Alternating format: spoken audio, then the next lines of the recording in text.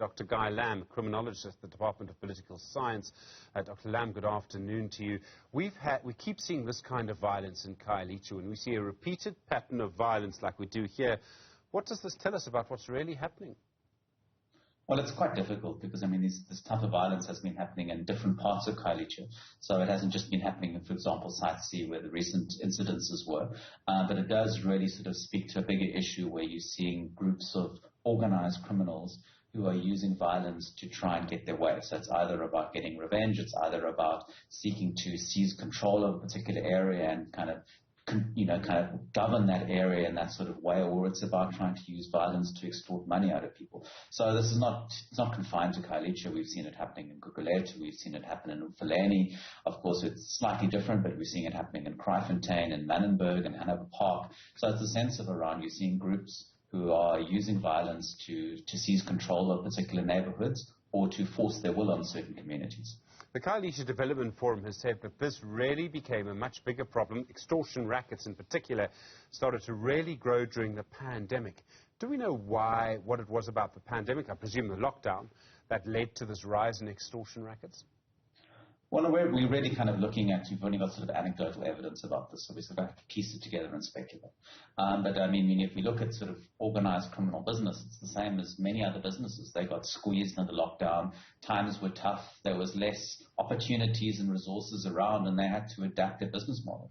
And you saw many groups getting into the extortion rackets. Typically, extortion tended to focus on nightclubs and bars, for example, the sort of night economy, and some of those businesses that were informal. And now you've seen, looking to expand their area of operations, and you tend to go for like smaller businesses, informal businesses, spaza shops. This is something that we saw even in the formal sector around sort of Long Street, where we saw, groups that were, trying to extort money out of restaurants and bars, and they couldn't do it anymore because they were closed. They then went for other businesses such as coffee shops. So that's, that if you look at it logically, that seems to be what's happening. Residents will try and protect themselves, and they try and protect themselves in many ways. They create self-defense groups. But for ordinary people, it's very, very hard to defend yourself against a group of men with resources and guns. I mean, very hard for a local community to do.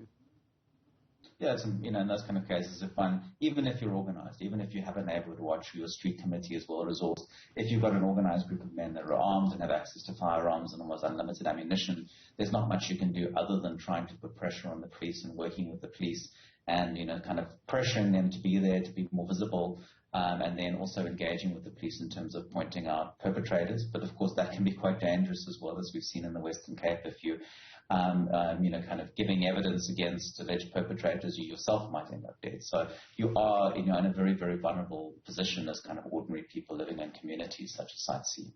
So what kind of policing response would we expect? What kind of policing response would we need? You'd need a lot of police resources in that area. Visible policing may be a starting point. Well, visible policing is, obviously it needs to be kind of smart and targeted, and this is, you can only be smart and targeted if you have the crime intelligence. And Stephen, we've had these conversations before, and many other analysts as well, about the state of crime intelligence within SAPS. I know there's been a bit of a turnaround, but it's going to take time.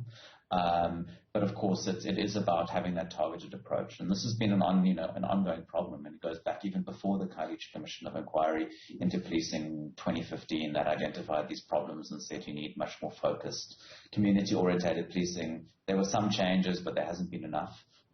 So clearly we need kind of more sustained visible policing here. We need to find ways, the police need to find ways to build sustainable relationships with community safety groups and, build relationships with community members so they can get information about these groups, where they're getting their guns from, where they hide their guns, so that they can actually go and confiscate those guns, and those can then actually lead to arrests.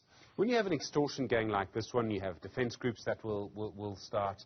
We've seen in some areas, for example, in Tshwane, where it seems that sort of violence leads to more violence. People try and protect themselves.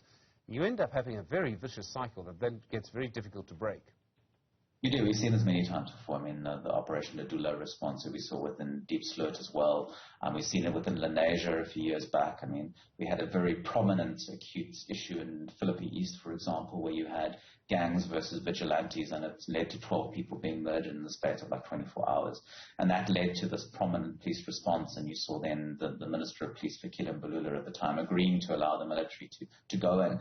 So I think in these kind of circumstances, when things are very unstable and you're kind of getting these mass murders and loss of life, it's about the return to these kind of joint operations temporarily just to stabilize, show a presence of the state. But I mean, from then it's about looking at focusing on exactly what's kind of feeding these particular criminal groups and figure out ways between the police and the community around how to deal with them. But it ultimately comes down to, being able to arrest them and convict them in court and seizing the firearms that they have access to.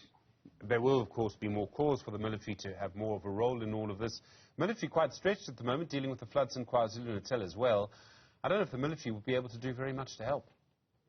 I mean, in the case of these kind of operations, they just support. So they tend to deploy a few thousand in terms of these operations. We had Operation Lockdown before the COVID lockdown, which was they were deployed to areas where we were having very high levels of gang violence and gang shooting, so in 2019. Not clear how effective they were then, but certainly in prior operations that are going back more than 20 years, we've had them. They can stabilize. But of course they need to be focused on the areas where the most wanted and the perpetrators are, and focus on arresting them, focus on seizing firearms. Dr. Guy Lamb, thank you as always, a criminologist at the Department of Political Science at the University of Stellenbosch.